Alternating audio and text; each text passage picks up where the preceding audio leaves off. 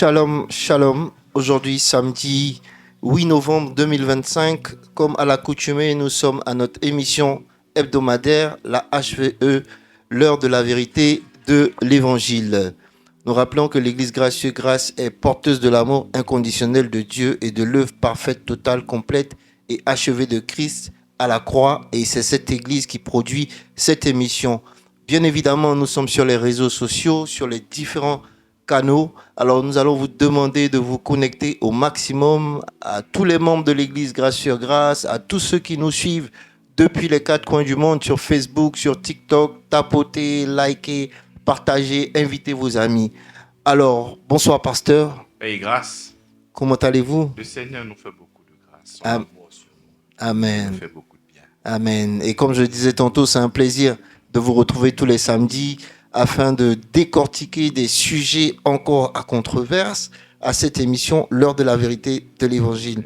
Nous allons vous permettre de nous plonger directement dans la prière avant de commencer cette émission. Seigneur, nous te célébrons. Merci pour ton amour, merci pour ta grâce. Nous sommes là encore, Seigneur, chargés de bonnes nouvelles, afin de pouvoir annoncer ta parole au peuple. La Bible dit, l'Esprit du Seigneur est sur moi, il m'a oint afin de pouvoir annoncer la bonne nouvelle aux captifs. Fasse que cette parole puisse tomber dans les oreilles de celui qui est déboussolé, de celui qui n'a pas encore écouté, celui qui n'a pas véritablement fait la paix avec toi. Seigneur, nous sommes là pour faire la promotion de ton œuvre. Que l'honneur, la puissance et l'élévation te reviennent à toi, Seigneur Jésus-Christ. Amen. Amen. Amen. Alors, nous n'allons jamais cesser de le rappeler, l'heure de la vérité de l'Évangile est une émission d'évangélisation et d'enseignement de la sainte doctrine réalisée par l'Église Grâce sur Grâce, présentée par le pasteur Avi Patrice, leader de l'Église. Alors, pasteur, une fois de plus, nous nous retrouvons dans cette ambiance pour débattre encore sur les sujets à controverse. Depuis pratiquement 3 semaines, nous sommes sur le sujet qui mettait en exergue le fait que certaines personnes pensaient que il y a une catégorie de personnes qui étaient promis pour le salut de Dieu et une autre qui était déjà destinée à ne pas rentrer dans le salut de Dieu. Et je pense que nous sommes sur cette même ligne droite Bien sûr. et nous allons continuer dans ce sens. Alors, il est très important, effectivement, nous prenons vraiment notre temps pour que nos bien-aimés dans la foi puissent véritablement comprendre. Parce que plusieurs personnes mal affermies vont saper la dimension évangélique de certains versets. Ces versets qui sont là afin de pouvoir faire comprendre à l'humanité tout entière le dessein de notre Père, mais par mégarde, lorsqu'ils n'arrivent pas à comprendre la pensée même du Seigneur, ils vont faire des déclarations qui ne sont pas justes. C'est comme ça que sous la bannière de la prédestination, ils ont dit qu'il y a des gens qui sont déjà prédestinés à aller à l'enfer. Lorsque nous avons vu Romains chapitre 8, nous avons vu que Dieu nous a prédestinés à être à l'image de son Fils.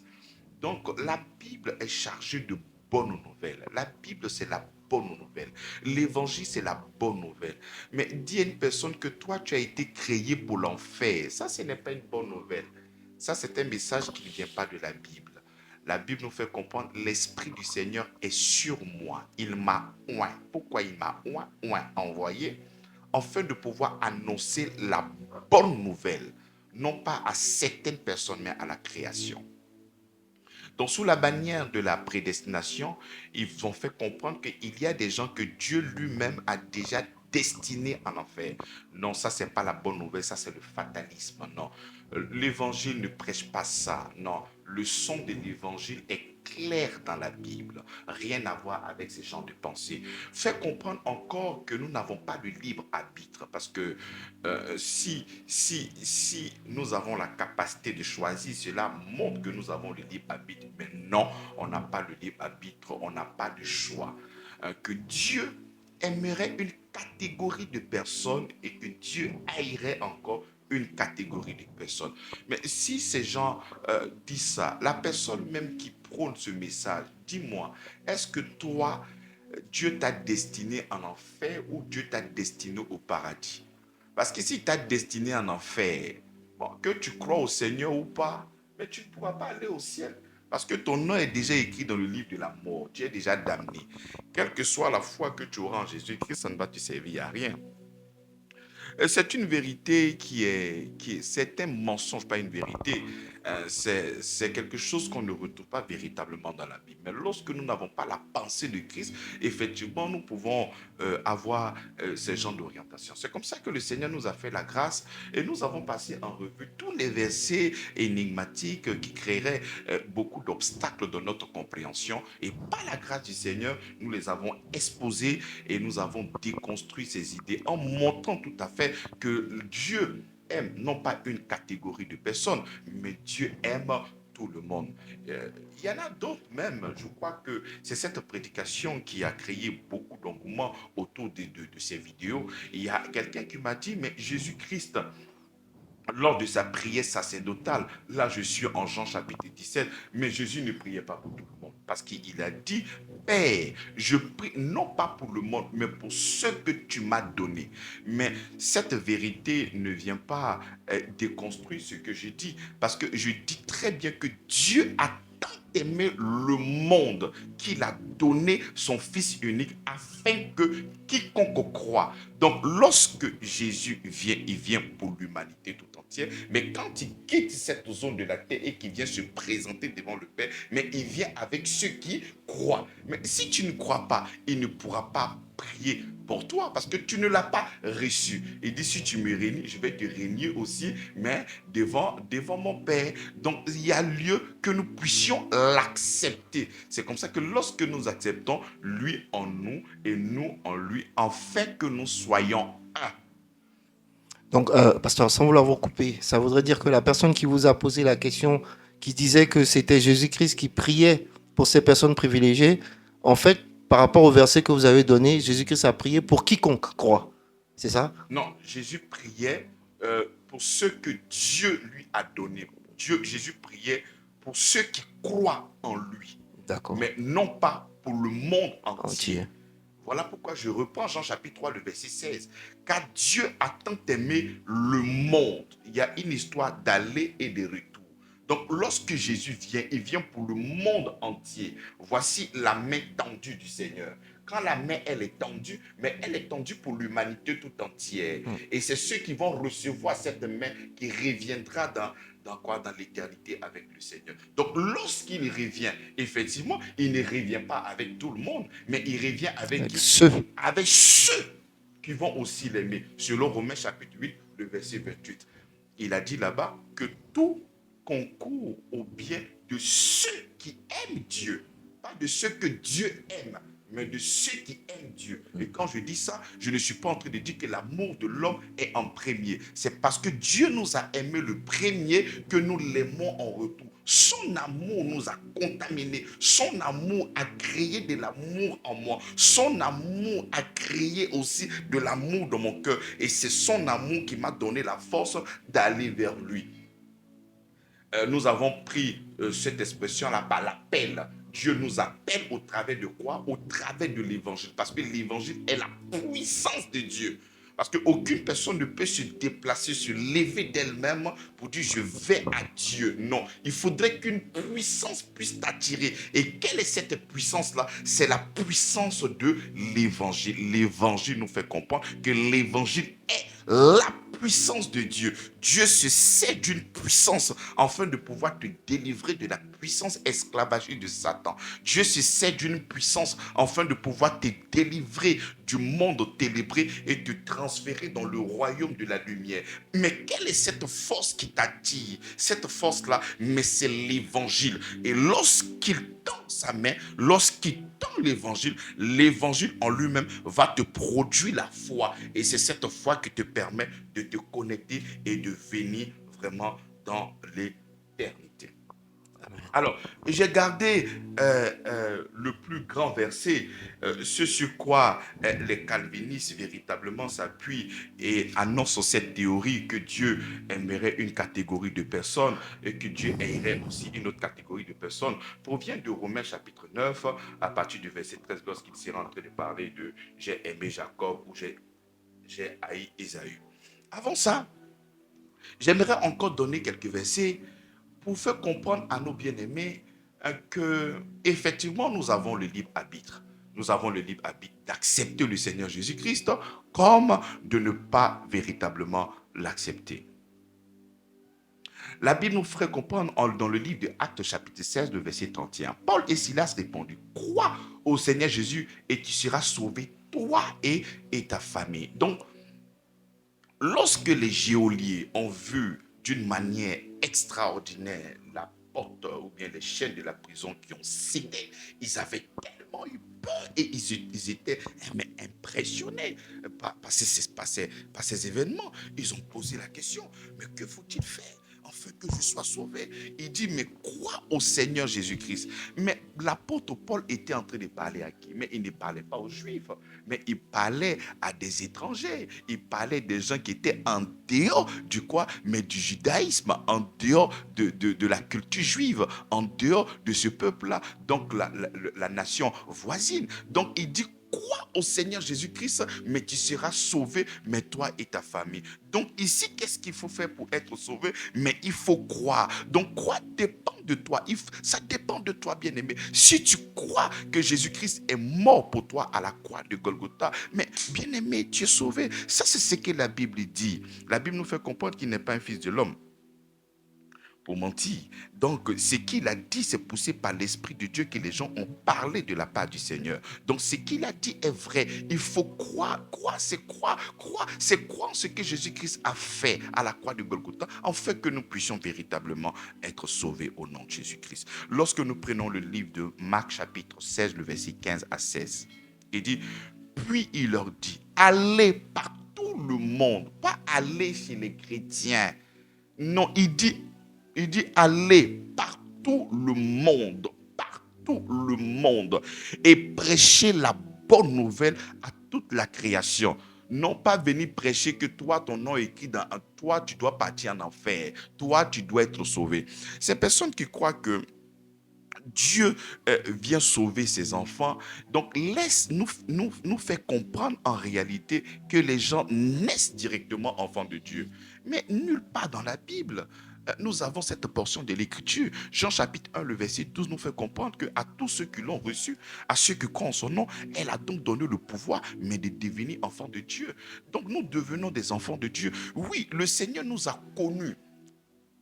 Il nous a connus d'avance. Connus d'avance, c'est la capacité de Dieu de connaître tout à l'infini. Par exemple, je sais et je suis conscient que Dieu connaît toutes ces personnes qui vont répondre à son appel. Mais le fait que Dieu puisse connaître tous ceux qui vont répondre à son appel ne lui donne pas le droit de changer dans le cœur de certains de croire ou de ne pas croire. Mais non, la capacité de Dieu de connaître tout en avance ne veut pas dire que c'est Dieu qui met en nous l'envie de croire et dans l'autre cœur l'envie de ne pas croire. C'est parce que la Bible annonce.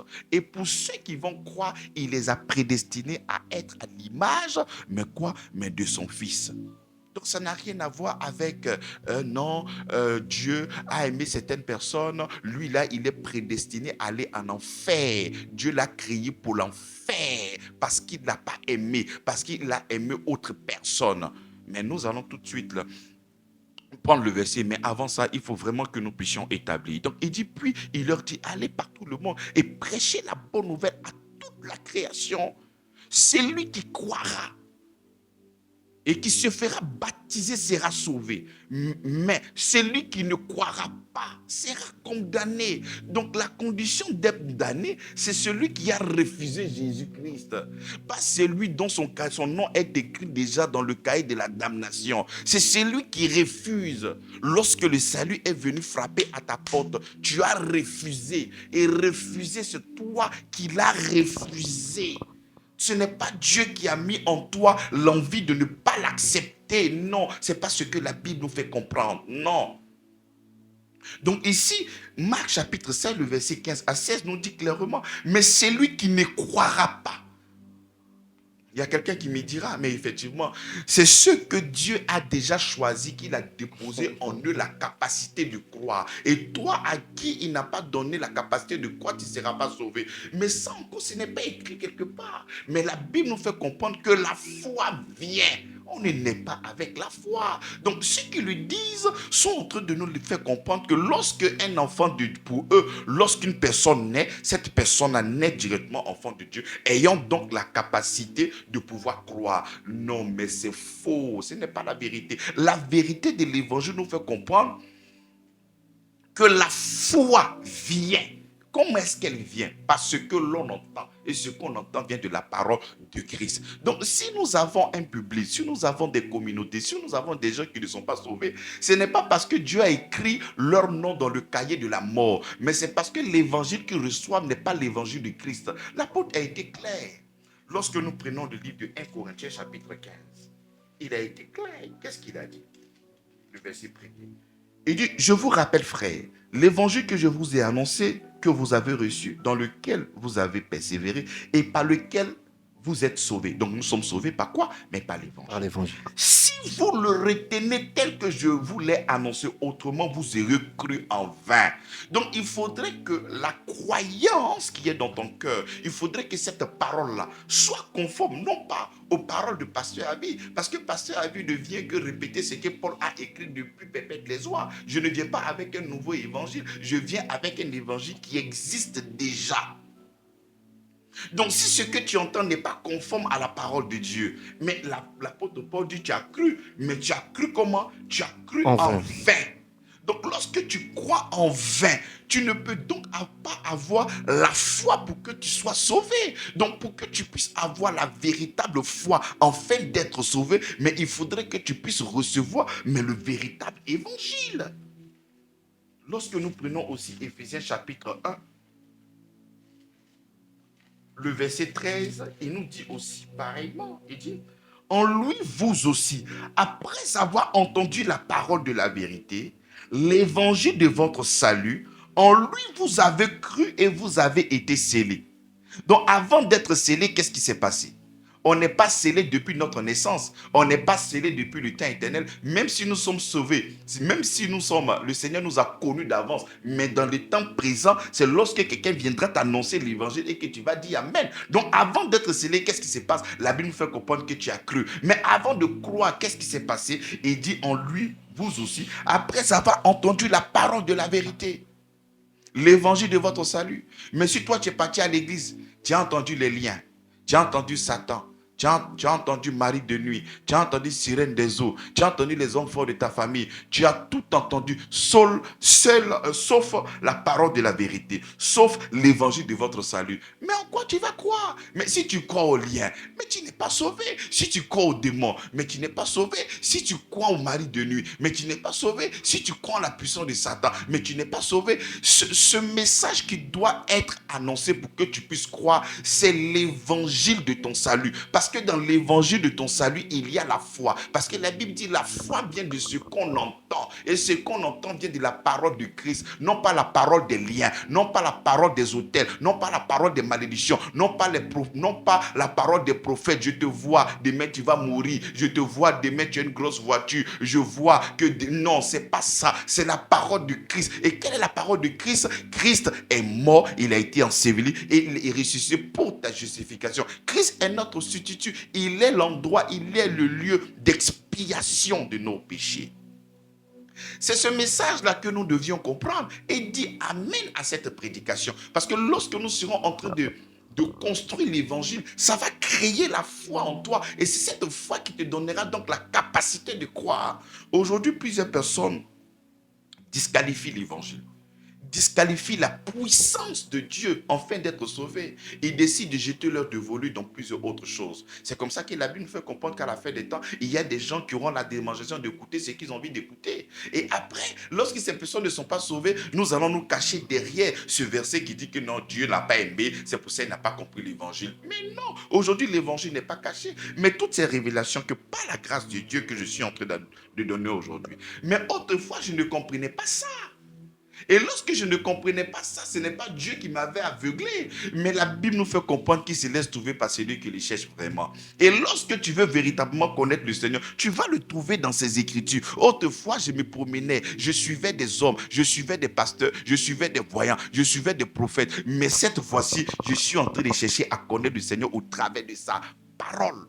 Un grand un grand théologien a fait une déclaration qui m'a beaucoup touché. Il dit, Seigneur, je ne veux que te connaître au travers de ta parole. Ces expériences où on voit Jésus, non, on voit là, je l'ai vu sur cette montagne. Je ne veux que te connaître au travers de ta parole. Parce que la parole est vérité.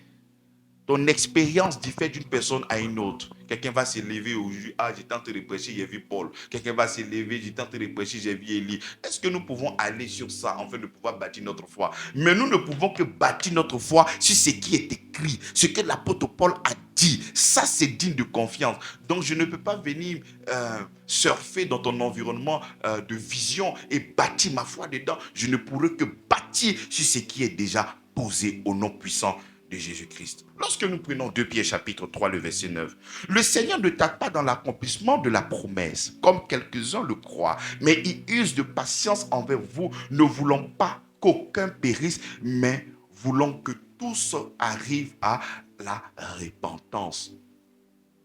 Mais les textes mais sont légion, mais qui demandent et qui laissent transparaître que le véritable évangile mais souhaite que tous soient sauvés. Donc l'évangile n'est pas pour une catégorie de personnes, l'évangile est pour tout le monde. En fait, que quiconque croit, mais ne périsse point, mais qui est quoi? Mais qui est la vie éternelle. Qui est la vie éternelle? Quand tu prends Romains chapitre 10, le verset 12 à 13, il dit, il n'y a aucune différence. En effet, entre les Juifs et le Grec, puisqu'ils ont tous un même Seigneur, qui est riche pour tous ceux qui l'invoquent. Car quiconque invoquera le nom du Seigneur sera sauvé. Il dit quiconque, pronom indéfini, quiconque. Mais il y a des versets, on est obligé quand même de pouvoir expliquer parce que c'est compliqué. Je ne sais pas quelle explication peut donner. Quiconque, toi qui me reçois, quelles que soient les compromissions, c'est-à-dire tu as accepté que toi tu es un enfant du diable. Et comme tu sais que tu es un enfant du diable, tu décides de vivre comme un diablotin. Non, il y a la possibilité de revenir. Il y a la possibilité de se repentir. Il y a la possibilité de se tourner vers le Seigneur. Il est notre maître. Mais autrefois, même les Juifs, il y en a beaucoup de personnes qui ne croyaient pas en lui, qui pensaient que Jésus-Christ était un voyou. Ils pensaient que Jésus-Christ était quelqu'un qui était un usurpateur, beaucoup de choses. Mais lors de la Pentecôte, ces personnes qui l'ont insulté, 3000 personnes ont été converties. Donc les gens ont commencé dans l'incrédulité, mais ils ont cru. Donc ce n'est pas une question où Dieu lui-même avait mis dans le cœur de certaines personnes, toi, tu ne dois pas croire. Parce que toi, j'ai écrit ton nom, tu dois partir en enfer. Non, bien-aimé, ce n'est pas juste, ce n'est pas la vérité de l'évangile. Alors, nous allons maintenant déconstruire maintenant l'âme la plus puissante de toutes ces personnes qui croient. Ils vont se poser maintenant sur Romains chapitre 9 à partir du verset 13. J'ai aimé Jacob et j'ai haï Ésaü. Que dirons-nous donc? Y a-t-il en Dieu de l'injustice? Loin de là. Car il dit à Moïse, je ferai miséricorde. À qui je fais miséricorde? Et j'aurai compassion de qui j'aurai compassion. Ainsi donc, cela ne dépend ni de celui qui veut, ni de celui qui court, mais de Dieu qui fait miséricorde. Donc voici l'âme la plus puissante de toutes ces personnes qui prônent que Dieu aurait déjà écrit le nom des personnes pour aller directement en enfer. Mais est-ce que ce texte nous parle du salut? Ce texte n'a pas commencé ici. Nous allons commencer un peu plus loin. Nous allons prendre à partir du verset 1er. Je dis la vérité en Christ, je ne mens point. Ma conscience m'en éprouve une grande, je ne mens point. Ma conscience m'en rend témoignage par le Saint-Esprit. Je prouve une grande tristesse et j'ai dans le cœur un chagrin continuel. Car je voudrais moi-même être anathème et séparé de Christ pour mes frères, mes parents selon la chair, qui sont israélites, à qui appartient l'adoption et la gloire et les alliances et la loi et le culte et les promesses et les patriarches et qui est issu selon la chair, le Christ, qui est au-dessus de toutes choses, Dieu béni éternellement. Ce n'est point à dire que la parole de Dieu soit restée sans effet, car tous ceux qui descendent d'Israël ne sont pas Israël. Et pour être de la postérité d'Abraham, ils ne sont pas tous les enfants, ses enfants, mais il est dit en Isaac sera nommé pour toi une postérité. C'est-à-dire que ce ne sont pas les enfants de la chair qui sont les enfants de Dieu, mais ce sont les enfants de la promesse qui sont regardés comme la postérité. Voici. En effet, la parole de la promesse, je viendrai à cette même époque et Sarah aura un fils. Donc, il n'a pas commencé avec Rebecca. Il a commencé avec Sarah. Le mot qui est ici, c'est le fait de mettre Haï qui a fait qu'ils sont concentrés sur l'histoire de Rebecca. Alors que l'histoire n'a pas commencé avec Rebecca. Nous continuons. En effet, la parole de la promesse, je reviendrai à cette même époque et Sarah aura un fils. Et depuis, il en fit ainsi de Rebecca, qu'il conçut du seul Isaac notre père. Car, quoique les enfants ne fussent pas encore nés et qu'ils n'eussent fait ni bien ni mal, afin que le dessein d'élection de Dieu subsistât, sans dépendre des œuvres et par la seule volonté de celui qui appelle, il fut dit à Rebecca, l'aîné sera assujetti au plus jeune. Selon qu'il est écrit, j'ai aimé Jacob et j'ai haï Ésaü. Mais ce texte ne nous parle pas du salut. Le texte nous parle de la souveraineté de Dieu en ce qui concerne l'instrument qu'il va choisir pour établir son alliance. L'histoire n'a pas commencé avec Rebecca, mais l'histoire a commencé avec Sarah. Abraham devait avoir un enfant. Et lorsque Dieu donne la promesse à Abraham, il dit ta femme sera enceinte. Et je vais te donner une postérité au travers de ta femme Sarah. Lui, il s'est levé, il est allé prendre Agar avec qui il a eu un enfant, il a eu Ismaël. Dieu dit, l'alliance que j'établis avec toi là, ça va se reposer non pas sur comment on appelle Agar, mais va se reposer sur la femme que tu as et qui est stérile là. C'est sur elle que je t'ai dit que tu auras un enfant. Wow. Parce que tout ce que le Seigneur était en train de faire, c'était pour annoncer le plan de notre salut. Alors que le salut là, mais doit se reposer non pas sur les œuvres méritoires, doit se reposer sur la grâce, doit se reposer sur la promesse, doit se reposer sur le plan que Dieu lui-même il a établi. Donc est-ce que nous pouvons dire à Dieu, pourquoi tu n'as pas choisi Agar? Et pourquoi tu n'as pas choisi Agar et puis tu as choisi Sarah? Mais Dieu est libre de choisir qui il veut afin de pouvoir bâtir son alliance. Mais nous sommes aujourd'hui dans une église. Il y a le pasteur, il y a des fidèles. Mais tu vas dire, mais pourquoi Dieu a choisi cette personne pour qu'il soit pasteur? Pourquoi Dieu a choisi cette personne-là pour qu'elle soit pasteur? Mais non! Dieu va se choisir des personnes selon sa souveraineté à lui. Donc ce texte-là n'est pas en train de dire qu'il y a des gens que Dieu a écrit leur nom dans le cahier en fait que ces personnes n'ont pu partir en enfer. Bon, pour établir son alliance-là, lui-même il va choisir des personnes avec qui il va établir son alliance. Donc lorsque nous élevons spirituellement, quand tu vas même aller voir Galates, lorsque Paul est en train de parler de la maison d'Abraham, il va dire Sarah et Agar. Cette histoire est une allégorie parce que c'est la femme libre et la femme esclave.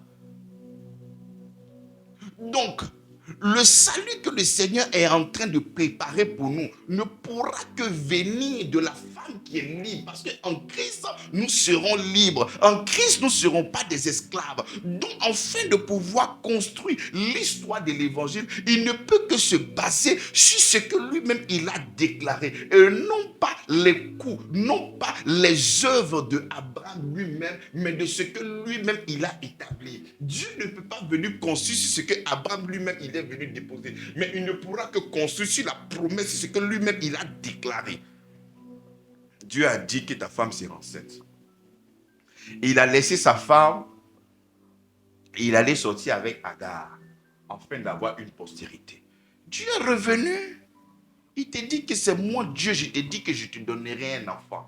Qu'elle soit vieille, que tu sois vieux, qu'elle soit stérile, c'est moi Dieu. Mais pourquoi il parle ainsi? C'est pour montrer que plus tard, lorsque tu vas constater qu'il y a la mort sur toi, lorsque toi-même tu vas constater qu'il y a la mort, comme Sarah qui était morte, mais le miracle a pu transformer ce ventre qui était stérile en un ventre mais fertile au nom de Jésus-Christ. Amen. Comprendre qu'aujourd'hui, quelle que soit cette vie médiocre, autrefois là-bas c'était la promesse, mais nous c'est un héritage que nous avons en Christ. Amen. Donc si elle a pu porter cette promesse et avoir un enfant, nous allons aussi nous adosser, non pas sur une promesse, mais nous adosser sur l'héritage, en fait que ces choses se manifestent au nom de Jésus-Christ. Amen. Voilà pourquoi cette alliance ne pouvait pas se reposer sur Ismaël. Cette alliance ne pouvait pas se reposer sur Agar. Cette alliance ne pouvait que se reposer sur Isaac, parce que c'est lui qui a dit à Abraham, je te donnerai un fils. Qu'est-ce que nous pouvons dire à Dieu? Mais pourquoi tu as choisi lui là afin de pouvoir construire l'évangile sur lui? Mais pourquoi tu as décidé de nourrir cette personne? Mais Dieu est Dieu. Et le fait de pouvoir choisir une personne pour aller en mission ne veut pas dire qu'il n'aime pas l'autre personne. Mais Ismaël après, lorsque Agar est parti dans cette forêt, mais lorsque l'ange a apparu à sa mère, il dit que mais de lui sortira une grande nation. Mais une grande nation. Voilà. Donc, il ne faudrait pas croire que ce texte-là est en train de dire que Dieu a destiné des personnes en enfer. C'est Dieu lui-même qui choisit une personne par rapport à l'alliance. L'instrument qu'il va utiliser pour pouvoir établir une chose, c'est lui qui choisit. Et même s'il y a 1000 personnes, il faut forcément toujours prendre une personne. Donc, c'est cette personne-là qu'il a choisi afin de pouvoir établir. Donc, le fait de choisir Isaac ne veut pas dire que le reste, tout le monde, le reste de l'humanité ira forcément en enfer. Lorsque nous arrivons sur le cas de Jacob, mais pourquoi Dieu encore choisit Jacob? Mais tout compte fait, il doit faire un choix parce qu'on doit continuer. On doit faire un choix. Mais lorsque nous regardons, quand tu vas dans le livre de Genèse, tu vois que le livre de Genèse nous dépeint un tableau extraordinaire. Mais le tableau qui dépeint est extraordinaire. Pourquoi? Lorsque la Bible nous parle de Ésaü, la Bible nous dit que c'est un habile chasseur. C'est quelqu'un dont son père aimait parce qu'il faisait du bon gibier pour son père. Mais de l'autre côté, lorsqu'on est en train de parler de Jacob, on fait comprendre que Jacob était toujours sous des tentes.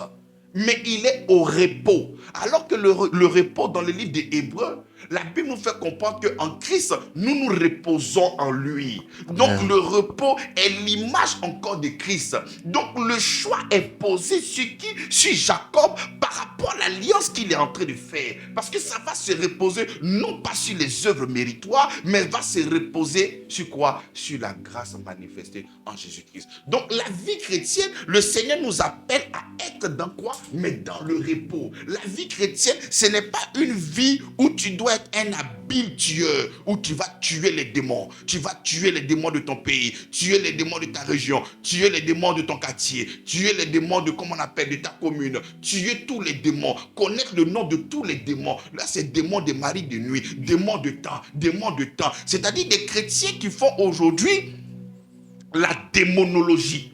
Alors que la Bible nous fait comprendre que connaître l'amour de Christ qui surpasse toute connaissance. Mais nous avons déposé la connaissance de Christ, nous sommes rentrés dans la démonologie, bien aimés dans la foi.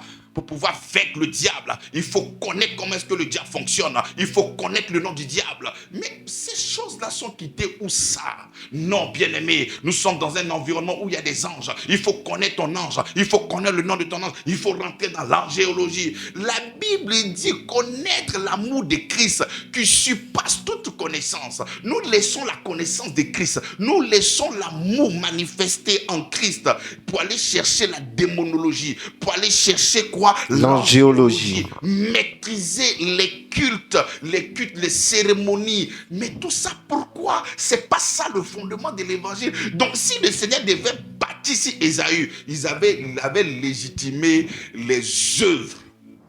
Mais puisque nous devons bâtir, non pas sur les œuvres, que nous devons bâtir uniquement que sur le repos en Christ, donc voilà pourquoi son choix s'est porté sur qui? Parce que c'est à dessein. C'est à dessein, pourquoi? Parce que l'évangile que nous sommes en train de prêcher, l'évangile que nous sommes en train d'apporter, nous faisons croire au peuple maintenant qu'en Christ, nous rentrons dans le repos du Seigneur. Donc si toi tu me reçois, tu n'es sûrement pas à grâce sur grâce, mais tu es dans une église où ta vie chrétienne, c'est combat après combat, c'est lutte après lutte, tu es en train de combattre matin, midi et soir. Je t'annonce que tu n'es pas dans le repos du Seigneur. Tu n'es pas libre. C'est-à-dire, tu as pour mère Agar, tu n'as pas pour mère Sarah. Tu as pour héritage Ésaü et non Jacob, les 12 tribus. Non, non, non, toi tu n'es pas là-bas. Parce que toi tu es dans les œufs, toi tu n'es pas libre. Donc, bien aimé dans la foi, lorsque Romain est en train de parler ici en disant « J'ai aimé Jacob et j'ai haï Ésaü », c'est parce que Ésaü était basé sur un système méritoire. C'était la méritocratie. Donc, cette grâce, cette alliance de grâce qui est en train de venir, que Jésus était en train de tracer depuis l'Ancien Testament, je pense que c'est toute une histoire. C'est toute une histoire. Pourquoi dans le livre de Galates, l'apôtre Paul, lorsqu'il rentre dans la maison de Jacob, et lorsqu'il rentre dans la maison de, comment on appelle, il rentre dans la maison d'Abraham, il dit que ce sont des allégories. Pourquoi il dit que ce sont des allégories? Pourquoi? Quand tu prends le livre de Galates chapitre, il dit que ce sont des allégories. Parce que et Agar, c'est la femme esclave, voilà. Dites-moi, Galates chapitre 4, à partir du verset 21, dites-moi, vous qui voulez être sous la loi, n'entendez-vous point la loi? Car il est écrit qu'Abraham eut 2 fils, l'un de la femme esclave et l'un de la femme libre. Mais celui de l'esclave naquit selon la chair. Il dit celui de l'esclave naquit selon la chair. Alors que notre héritage, ce n'est pas par la chair, c'est par rapport à l'esprit. Donc si le Seigneur sait que notre héritage, ça sera par l'esprit et non pas par la chair, pourquoi veux-tu qu'il puisse qualifier Ismaël avec qui il va bâtir cette alliance par l'esprit? Pourquoi? Mais celui qui naquit selon la chair est celui de la femme libre naquit en vertu de la promesse. Ces choses sont des allégories, car ces femmes sont 2 alliances. Donc Dieu est libre, selon sa souveraineté, de choisir avec qui il va bâtir son alliance. Ça n'a rien à voir avec le salut, rien du tout, carrément sur la plaque. Il dit l'une du mont Sinaï, l'enfant pour la servitude, c'est Agar. Donc, comment est-ce que nous pourrions plus tard prêcher le salut et prêcher le salut avec une condamnation? Parce que si l'enfant de la promesse n'était pas Isaac et c'était Ismaël, mais on ne pouvait pas prêcher. On aurait dit que nous venons d'une montagne où la femme n'est pas libre, mais elle est esclave. Mais en Christ, nous sommes comment? En Christ, nous sommes libres. Car Agar, c'est le mont Sinaï en Arabie. Et elle correspond à la Jérusalem actuelle, qui est dans la servitude avec ses enfants. Mais la Jérusalem d'en haut, est libre. C'est notre mère.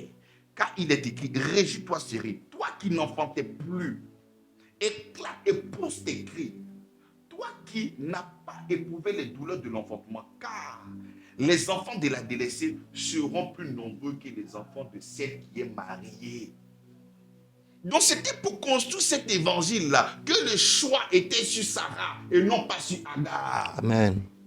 Et c'était pour construire aussi l'évangile que le choix est sur Jacob, non pas sur Ésaü. Parce que ce n'est pas basé sur des œuvres, mais c'est basé sur le repos en Christ. Et lorsque nous continuons, dirons-nous donc? Y a-t-il en Dieu de l'injustice? Il pose la question. Y a-t-il en Dieu de l'injustice? Loin de là. Car il dit à Moïse, je fais miséricorde à qui je vais faire miséricorde et j'aurai compassion de qui j'aurai compassion. Donc ainsi donc, car cela ne dépend ni de celui qui veut, ni de celui qui court, mais de Dieu qui fait miséricorde.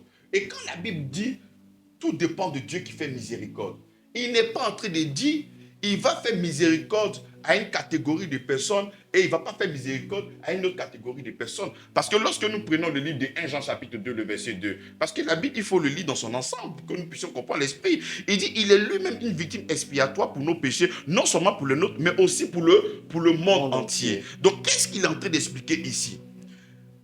Tu peux être né juif. Et parce que tu dis que tu es né juif, par rapport à la filiation d'Abraham, toi tu es sauvé. Non. Il dit les enfants d'Abraham là ne sont pas par la chair. Les enfants d'Abraham, c'est par rapport à l'esprit. C'est par rapport à la promesse. Cette promesse, ça c'était le Christ. Donc si tu as le Christ, c'est là qu'on peut te considérer comme enfant de Dieu. Donc ce n'est pas par la naissance physique, ce n'est pas par la chair que nous sommes enfants de Dieu. Nous sommes enfants de Dieu par l'esprit. Ça c'est un. Celui qui souhaite avoir la miséricorde en passant par sa capacité, par sa performance, à respecter une liste des choses à faire ou à ne pas faire, cette personne aussi se détourne de l'œuvre salvatrice de notre Seigneur Jésus-Christ. Et si cette personne se détourne de l'œuvre de notre Seigneur Jésus-Christ, mais il n'y a pas de miséricorde, parce que la miséricorde de notre Dieu créateur du ciel et de la terre s'appelle Christ. C'est Christ qui est notre miséricorde, parce que c'est en lui que nous avons la rémission de nos péchés. C'est en Christ que nous sommes pardonnés. Nous n'avons pas de pardon en dehors de Christ. Donc la miséricorde de Dieu se trouve en Christ, et Christ se reçoit par la foi. Parce que la Bible dit, quiconque invoquera le nom du Seigneur Jésus-Christ ne sera point dans la confusion. Quiconque invoque le nom du Seigneur Jésus-Christ, mais sera sauvé. Donc si toi tu te détournes de cette miséricorde, tu te détournes de la voie du salut, tu te détournes de la rémission de tes péchés, et que toi-même tu essaies de dresser, parce que il ne faudrait pas lire le livre de Romains d'une manière isolée. Romains 9, Romains 10 et Romains 11 sont des livres à étudier ensemble. Parce que là, il est en train de déconstruire. Après avoir autrefois Romains chapitre 4, Romains chapitre 5, Romains chapitre 6, Romains chapitre 7, Romains chapitre 8, il a construit l'évangile. Il va passer maintenant à ces personnes qui ne veulent pas venir au travers de la foi, mais qui décident de venir au travers des œuvres. Donc il va citer un peu plus haut, commençant par Sarah, pour dire que ce n'est pas par les œuvres. Il va venir par Ésaü, pour dire que ce n'est pas par les œuvres. C'est uniquement que par quoi? Mais par la foi. C'est comme ça qu'il va descendre maintenant en bas, en Romains chapitre 9. Il va dire qu'Israël n'a pas reçu le salut. Pourquoi? Parce qu'Israël a cherché, non pas parce qu'il a cherché par la foi, mais comme provenant des œuvres. Romains chapitre 9, le verset 32. Pourquoi? Parce que Israël a cherché, non pas par la foi, mais comme provenant des œuvres, ils se sont heurtés contre la pierre d'achoppement. Donc voici véritablement l'évangile. Donc cette histoire où, non, Dieu a aimé Jacob, il a haï, donc c'est comme ça qu'il a écrit le nom. Oui, toi tu t'appelles comment? Toi tu t'appelles Koné, Enfer. Toi tu t'appelles comment? Kofi Paradis. Non, ça ce sont des histoires d'un Tintin, ou bien peut-être Marima, des dessins animés, c'est des choses comme ça où tu peux voir ça. Mais le véritable christianisme ne parle pas ainsi. Non, c'est un salut universel. Pour ceux, évidemment, mais qui croient au Seigneur Jésus-Christ. Je crois que nous sommes allés un peu plus loin aujourd'hui.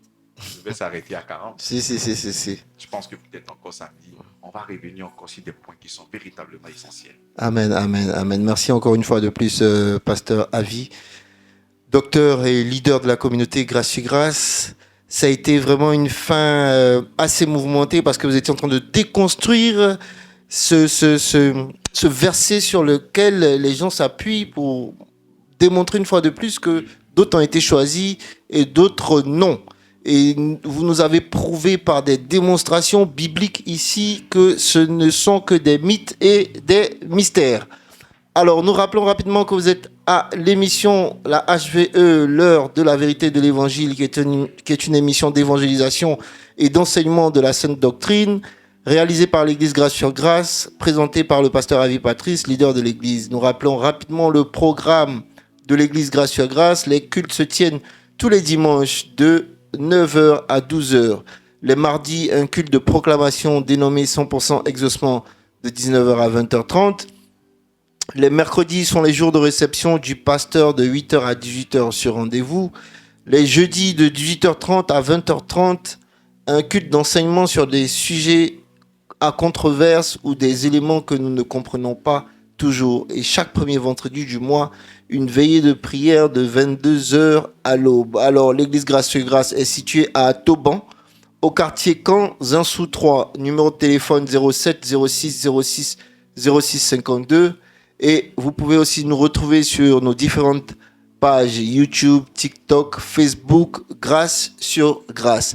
Alors, pasteur, ça a été, comme je le dis, un plaisir encore de pouvoir avoir davantage d'éléments pour pouvoir véritablement bannir de nos idées, de nos esprits, ces pensées qui nous feront croire que des personnes sont choisies pour aller au paradis et d'autres à l'enfer. Mais j'aimerais revenir sur un point. Sur le dernier verset que vous avez utilisé, si j'ai bien compris, ça voudrait dire que ici, il ne s'agit pas du salut. Oui. Il s'agit de deux nations. Pas de la... Voilà. Donc, il ne faut pas confondre les choses. Non, il ne faut pas confondre. Parce que lorsque tu arrives en Romains chapitre 10, il te dit qu'il n'y a ni grec, ni juif, ni homme, ni femme. Nous sommes tous un en Christ. Donc, le salut est pour l'humanité. Parce que dans le Romain, il dit, il va représenter le monde par deux nations. Les juifs et les non-juifs. Il dit les non-juifs là, ils ont reçu le salut. Ils ont reçu le salut parce qu'ils n'ont pas cherché comme provenant des yeux. Mais ceux mecs qui devaient recevoir le salut n'ont pas pu le recevoir parce qu'ils l'ont cherché au travers des yeux. Donc ceux qui reviendront par la foi seront tous sauvés. D'accord. Alors, la question qui me turlupine l'esprit, c'est de pouvoir comprendre. C'est-à-dire que dans certains passages ou versets de la Bible, on a l'impression, quand je prends par exemple le cas de Pharaon, dont le cœur a été endurci, mais en fait, à ce moment précis, Pharaon n'avait pas de libre arbitre. C'est-à-dire tout ce qu'il pouvait faire était déjà bloqué par le fait que Dieu avait endurci son cœur. Nous sommes en train de parler de Pharaon. Il est Dieu sur cette terre. Il ne croit pas. Il ne croit pas qu'il y ait une puissance plus forte que lui. Il discute. Donc, il est poussé à relâcher parce qu'il voit que la pression est énorme sur lui. Mais à la fin, qu'est-ce qu'il a fait? Mais il a toujours poursuivi et c'est comme ça qu'il a été englouti. C'est comme ça que lorsque tu te crois fort, lorsque tu te crois puissant, mais tu es livré à ta propre immoralité et à ton propre vice qui va te conduire dans la perdition. C'est comme une puissance qui t'amène à continuer à avoir la haine. C'est une puissance, c'est une force. Et plus tu cultives, mais tu ne peux que grandir dedans. C'est comme lorsque Adam et Ève étaient en train de pécher. Mais est-ce que Adam et Ève pouvaient s'imaginer que de lui allait sortir Adolf Hitler?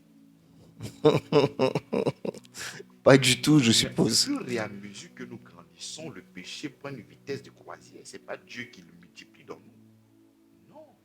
Donc, plus nous sommes exposés, plus nous sommes loin du Seigneur, mais le mal va en grandissant.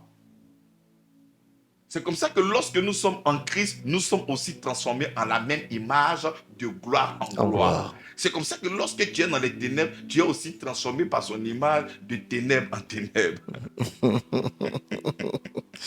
Amen. Amen. Alors, pasteur, ce que moi j'aimerais bien, ce n'est qu'une proposition. Pendant votre développement, vous nous avez donné la capacité d'avoir des versets qui nous montraient que nous avions le libre choix. Et vous avez aussi montré des versets des versets sur lesquels les hommes se basaient pour nous faire croire que certains étaient choisis et d'autres. Est-ce qu'on pourrait avoir ces versets-là à un moment donné sur les différentes plateformes pour que chacun puisse faire son introspection pour bien pouvoir sûr. mieux comprendre tout ce que vous avez Mais développé. aujourd'hui, avec la simplicité, tu peux même taper sur Google les versets qui montrent que le salut est universel. Mais ça va sortir des légions. Mais toute la Bible, de l'Ancien Testament jusqu'au Nouveau Testament, le brigand à la croix, ce n'était pas un juif. Alors que le juif était le peuple terrestre de Dieu. Donc si nous allons dans le principe que Jésus-Christ est venu pour son propre peuple, mais ce sont des peuples étrangers, toutes ces personnes qui sont en face de lui. Mais pourquoi ces personnes-là reçoivent le salut? Donc depuis le commencement, depuis l'Ancien Testament, mais le salut nous est montré que le salut est universel. Va même plus loin. Lorsque lorsque Jacob quitte sa nation et qu'il vient habiter en Égypte, quand il vient, il prend les enfants de Joseph, à qui il libère la bénédiction. Mais les enfants de Joseph, c'est qui les enfants de Joseph? Mais c'est d'une partie de sa nation, et une nation est païenne, qui est la nation égyptienne. Mais cela n'a pas empêché que la bénédiction soit posée sur Ephraim et Manassé. Voilà. Donc tout ça montre effectivement que la grâce s'est répandue sur tout le monde. Tout le monde, tout le monde, tout le monde. Amen, amen. Alors, nous Même les Ésomites, les enfants d'Ésaü. Mais toutes ces personnes-là, face à l'œuvre de la croix, ils seront sauvés. Ils seront sauvés. Parce que lorsque nous sommes en train de parler de, comment on appelle, Israël, c'est à partir de Jacob. Mais il y a aussi, comme on appelle, Ésaü de l'autre côté. Mais toutes ces personnes n'ont plus tard qui ont accepté le Seigneur Jésus-Christ. Il n'y a plus maintenant de nation. Nous sommes tous maintenant unis en Christ lorsque nous avons foi en Jésus-Christ.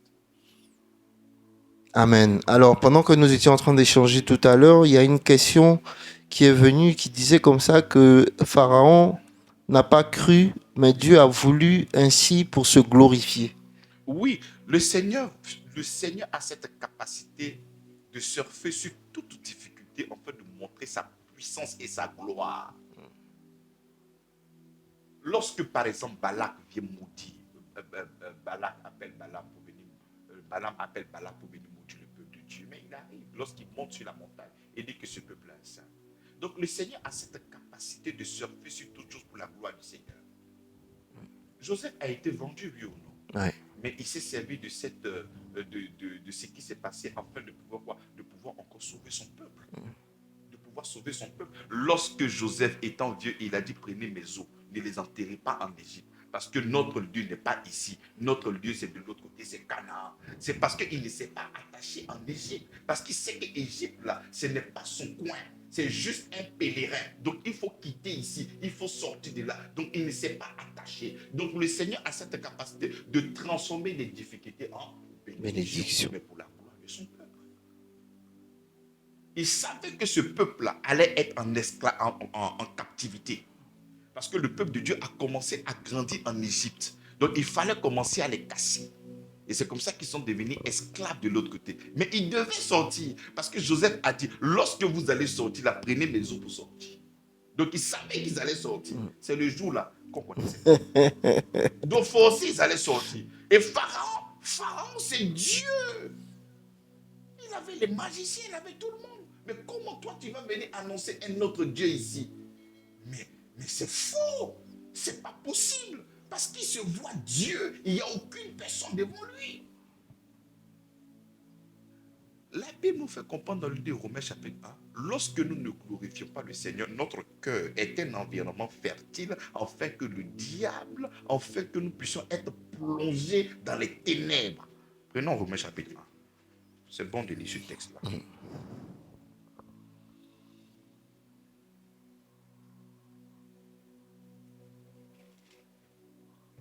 Il dit, puisque ayant connu Dieu, ils ne l'ont point glorifié comme Dieu. Ils ne lui ont point rendu grâce, mais ils se sont égarés dans leurs pensées. Et leur cœur sans intelligence a été plongé dans les ténèbres. Donc quand le cœur est sans intelligence, parce que ce cœur ne glorifie pas Dieu, qu'est-ce qu'il fait? Il va encore être plongé dans quoi? Mais dans les ténèbres. Il est propice à cet Mais environnement. bien sûr, tu sais que le langage de l'Ancien Testament, lorsque tu n'as pas la pensée de Christ, tu peux buter sur certains versets. Mais tu ne peux que grandir dans le mal et que tu vas de mal en mal. Alors, on a Flo la gracieuse qui dit, donc ceux qui ne croient pas n'ont-ils pas reçu le pouvoir de Dieu? Ceux qui ne croient pas n'ont pas reçu le pouvoir de Dieu. Je ne Oui. comprends pas. Bon, moi-même, j'avoue que j'ai du mal à comprendre, mais je pense plutôt que la personne voudrait parler sans doute du libre arbitre pour dire que donc ceux qui ne croient pas en Dieu n'ont pas reçu le vouloir et le pouvoir de Dieu de pouvoir choisir. Non, lorsque l'évangile vient, ce n'est pas l'évangile que nous avons la foi. La foi, ce n'est pas que nous naissons avec la foi. On ne naît pas avec la foi. La foi vient. Cette foi-là vient. Il y a une précision. Donc, elle dit, bonsoir pasteur, la Bible dit que c'est Dieu qui crée en nous le vouloir et le faire. Alors, ceux qui n'arrivent pas à croire n'ont-ils pas reçu le vouloir et le faire qui vient de Dieu? C'est pour ça qu'il y a beaucoup de versets qui sont vrais en Christ. Mm. C'est comme il y a beaucoup de personnes qui disent que tout concourt vient des enfants de Dieu. Parce que cette personne-là se considère comme enfant de Dieu. Mhm. Mais lorsque nous avons lu le test a dit quoi? Il dit tout concourt au bien de Ceux qui aiment Dieu, de ceux dont c'est circonscrit, Ouais. ceux qui vont répondre à l'amour de Dieu, donc ceux qui sont en Christ. Ouais. Donc la personne va dire que non, tout concourt au bien de ceux qui aiment Dieu. Oui, les gens paraphrasent comme ça des versets de la Bible et ils ne peuvent qu'engager eux-mêmes leurs propres émotions. Ça n'engage pas Dieu. Mais le verset nous fait comprendre que tout concourt au bien Bien de ceux qui donc, tu vois, il y a aiment une Dieu. sélection. Ce n'est pas ouvert à tout le monde, mais de ceux, tu vois. Donc, étant en Christ, là, nous avons la capacité. Si je vis, ce n'est pas moi qui vis, c'est Christ Qui vit en moi. Il me donne la force, il me donne la capacité et il me donne toutes choses afin de pouvoir vivre une vie de sainteté sur cette terre. Au nom de Jésus. Amen, amen. Alors, Flo la gracieuse, en espérant que vous avez eu la réponse à vos questions. Si je ne me trompe, pasteur, ce qui voudrait dire que ce qui est vrai pour un enfant de Dieu n'est pas forcément vrai pour quelqu'un qui n'est pas en Je Christ. connais les projets que j'ai formés pour toi. Mais combien de convertis ont cité ce verset? Combien de convertis ont cité ce verset? Alors que c'est en Christ. Mais le projet qu'il a formé, c'est Christ. Ouais.